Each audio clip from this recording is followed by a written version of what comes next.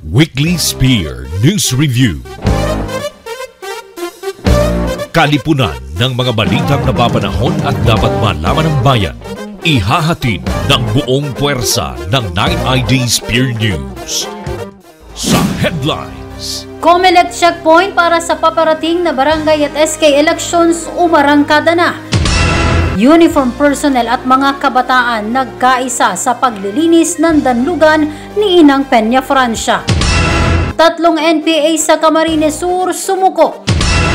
At sa trivia ni Tito Bal ating alamin, bakit nga ba dinadagsa ang pagdiriwang ng pista ng Peña Francia sa Bicol?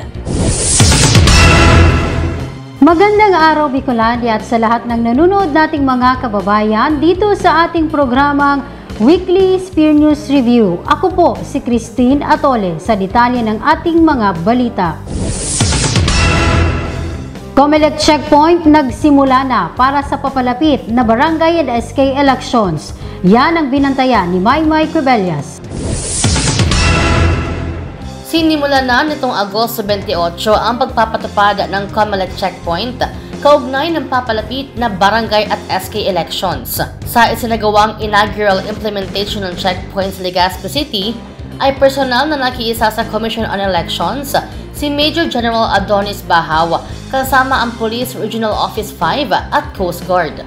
Ang paglahok ng pamunuan ng 9th ID sa nasabing aktibidad ay pagpapakita lamang ng kanilang commitment na matiyak ang mapayapa at organisadong halalan sa darating na buwan ng Oktubre. Sa kabila nito, binigyan diin ng general ang misyon ng Joint Task Force Bicolandia na tapusin ang insurhensiyang dala ng Communist Terrorist Group sa rehiyon. Kapayapaan para sa lahat. Maymay Cuebellas, Spear News. Handog kalikasan para kay Ina isinagawa, uniform personnel at mga kabataan nagkaisa. Narito ang report. Umindak ng maaga ang mga kabataan at mga uniform personnel kabilang ang mga sundalo mula sa 9th ID nitong nakaraang Sabado, Agosto 19 bilang paghahanda sa isang aktibidad. Ito ang handog kalikasan para kay Ina, isang malawakang clean-up drive sa Naga River bilang paghahanda sa kapiestahan ni Nuestra Señora de Peña Francia. So taon-taon itong ginagawa ng Ako Bicol Party List, naglilinis ng Naga River in preparation ng fluvial procession para sa Peña Francia Festival. Nakakataba ng puso na ating mga kababayan, especially ito pong ating mga men in uniform, yung mga volunteers na talagang nagsasakripisyo ng kanilang oras, nagbigay talaga sila ng oras dahil sa pagmamahal kay Ina. Tinutukan ng mga lumahok sa aktibidad ang danlugan, partikular na ang Barangay Tabuco at Barangay Balatas sa Naga City, ang mga lugar kung saan idinadaan ang imahe ng Birheng Maria tuwing fluvial procession. Dahil po sa darating na Peña Francia, need natin pong malinisan ang ating kapaligiran, lalo na po ang dadaanan ng ating diyan po sa ilog po. Bali po may work sana ako ngayon, kaso mas pinili ko po ito kaysa sa trabaho ko kasi once a year lang po ito eh. Siyempre po para po sa akin masaya kasi po nakatulong ka na, nakapaglinis ka pa, yun lang po. Ikinatuwa naman ni Naga City Mayor Nelson Negacion ang inisyatibong ito na tamang-tamaan niya sa papalapit na kapiestahan ng lungsod. Tama-tama po, papalapit na yung ating Peña Francia Fiesta at sa September 16, mga ilang linggo simula po ngayon, ay gaganapin yung ating fluvial procession. So, kinakailangan malinis, kinakailangan maayos po ang ating Naga River. Sa komunidad na malakas ang pananampalataya, walang imposible basta't sama-sama.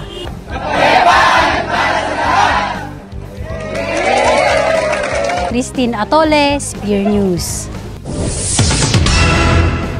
3 miyembro ng NPA personal na sumuko sa 83rd IB, pagod at gutom sa kabundukan nagtulak sa kanilang pagbabalik loob sa pamahalaan. Ang detalye ihahatid ni Regine Mangangot. Bukas palad na tinanggap ng himpilan ng 83rd Infantry Battalion ang 3 rebelde na sumuko nitong Agosto 27. Kasama sa pagbabalik loob ng nasabing mga individual ay ang pag-surrender din nila ng kanilang mga armas na kinabibilangan ng 3 M16 rifle, 3 magazine at mga bala. Maliban sa pagod at gutom sa kabundukan, nakatulong umano sa kanilang pagdidesisyong sumuko ang malawakang community support program ng unit sa kanilang lugar na ginagalawan. Napag-alaman ang 2 sa mga sumuko ay kabilang sa grupong nag-ooperate sa 4th District ng Camarines Sur, habang ang isa naman nilang kasama ay sa Catanduanes. Agad naman silang nakatanggap ng paunang cash assistance at food box mula sa 83rd IB, habang pinoproseso naman ang kanilang mga benepisyong makukuha mula sa EP. Sa ngayon, wala silang ibang hangad kundi ang makapagbagong buhay kasama ang kanilang mga pamilya at mabigyan ng magandang kinabukasan ang kanilang mga anak. Kapayapaan para sa lahat. Regine Mangangot, Spear News. Spear Troopers sumailalim sa rank inspection. Kung ano ito, narito ang report. Maayos, malinis at kaaya-aya. Ilan lamang ito sa mga tinitingnan sa mga sundalo, maging sa barracks at opisinang ginagamit nila sa araw-araw sa isinagawang rank, equipment, barracks at office inspection sa 9th Infantry Spear Division, Philippine Army nitong araw ng Biyernes. Ito ang rank inspection na isa lamang sa mga regular na gawain ng Philippine Army na nagpapakita ng kanilang pagiging disiplinado. Tinitingnan dito ang maayos na appearance, tamang paggamit ng uniforme at patches, malinis na pangangatawan, gayon din ang pangangalaga sa kanilang mga armas. Habang tinitiyak din ng pamunuan na napapanatili ng mga sundalo ang kaayusan ng kanilang mga gamit at mga opisina. Layunin ng aktibidad na ito na mapanatili ang highest standards ng military discipline sa loob ng Armed Forces of the Philippines, partikular na sa hukbong katihan ng Pilipinas. Kapayapaan para sa lahat. Christine Atole, Spear News. LGU Pasakaw nanguna sa pagpapanumpa para itakwil ang Communist Terrorist Group. Yan ang inantabayanan ni Rose Ann de Gollado.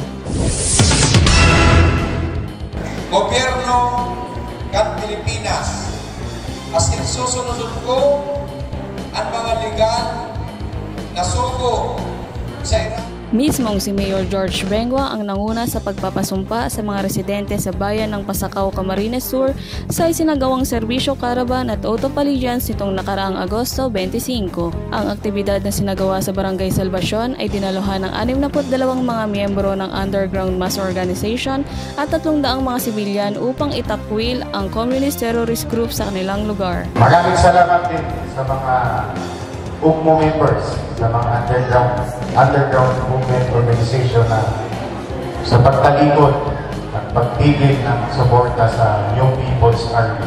Maliban dito, marami ring mga residente ang nabenepisyuhan ng serbisyo caravan sa tulong ng iba't ibang ahensya ng pamahalaan at mga pribadong sektor. Ilan sa mga natanggap na mga benepisyaryo ay ang libreng medical check-up, dental operation, mga gamot, gupit at mga pagkain, habang tsinelas at school supplies naman sa mga bata. Kaya ako po ay nananawagan sa ating mga minamahal na mga kababayan natin dito sa Salvacion na namumuhay pa sa bundok sa maling paniniwala ng ating mga kasamahan na rebelde na pumupunta sa ating pamahalaan.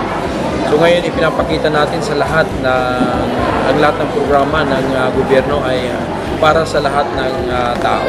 Hindi lang po natin pinipili ang binibigyan natin ng mga serbisyo at mga programa ng pamahalaan, kundi ito ay para sa lahat.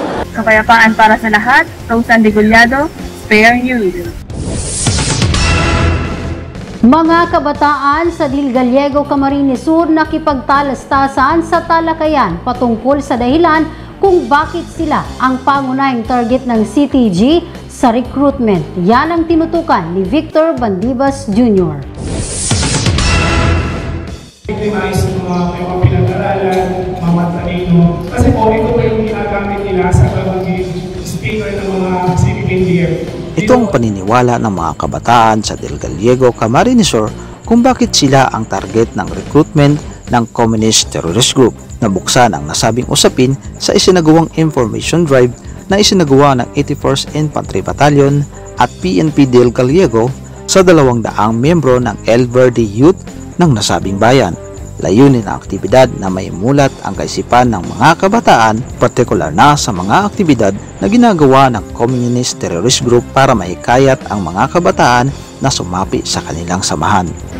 I encourage all the youth, hindi lang sa school-based, out of school youth din po, na makiisa sa mga organization or kahit sa anumang team na magpapa-improve ng ating community o ng ating munisipyo.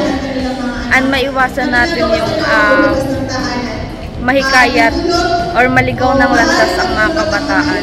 Sa huli, nabuksan naman ang kaisipan ng mga ito sa pakikipagtulungan sa pamahalaan at maging advocates para sa mapayapang komunidad, habang ipinaliwanag rin sa kanila ang magandang oportunidad sa pagpasok sa Philippine Army upang makapagsilbi sa bayan. Kapayapaan para sa lahat. Victor Bandivas Jr., Spare News. At sa trivia ni Tito Bal, ating alamin, bakit nga ba dinadagsa ang pagdiriwang ng Peña Francia Fiesta sa Bicol? Trivia ni Tito Bal! Tito Bal, bakit nga ba dinaragsa ang pagdiriwang ng Peña Francia sa Bicol?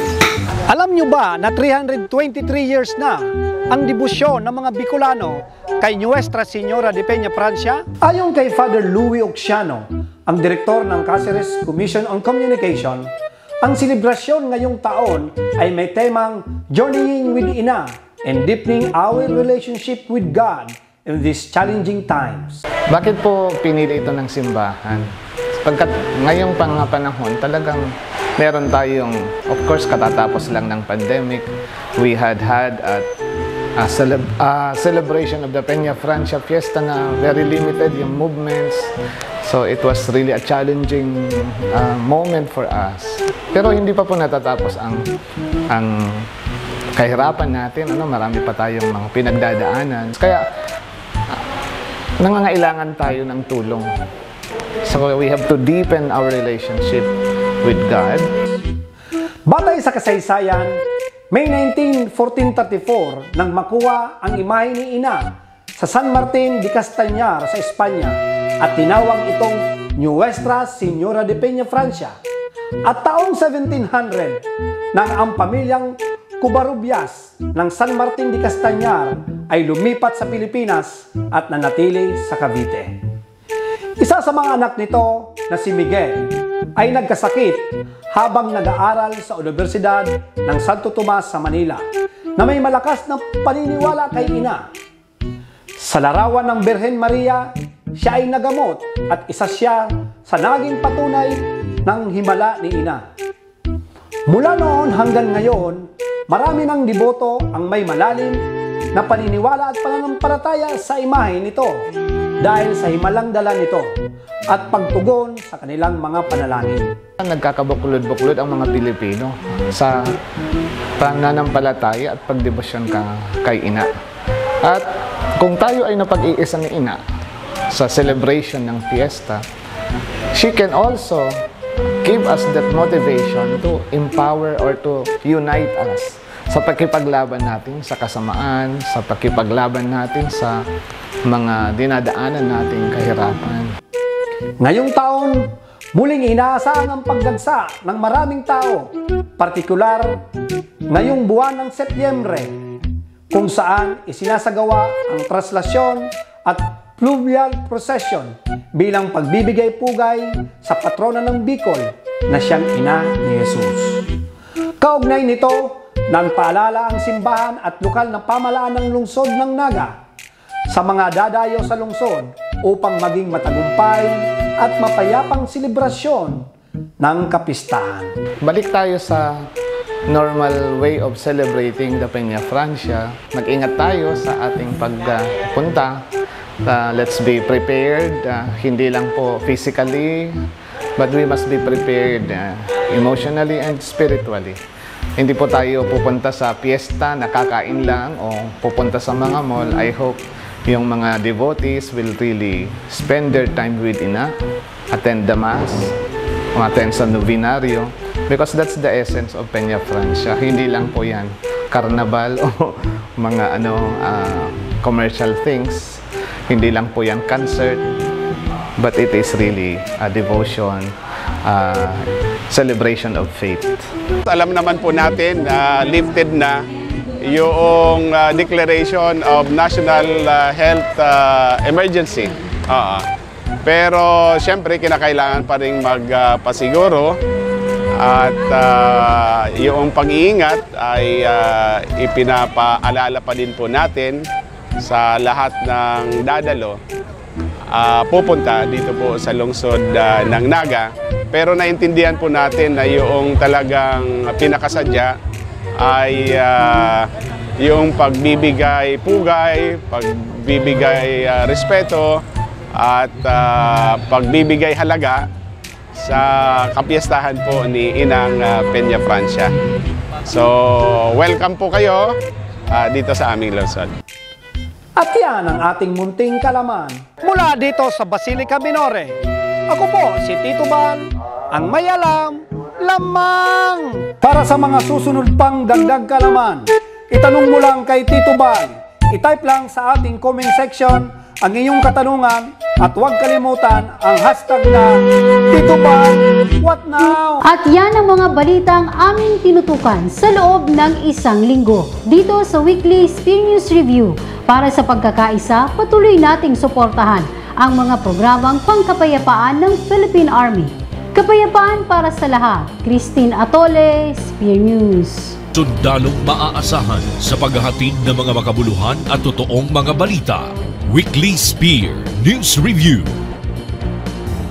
Thank you for your support by watching this video. Kung gusto niyo makatanggap ng mga balitang gaya nito, please like and share this video. And subscribe this YouTube channel.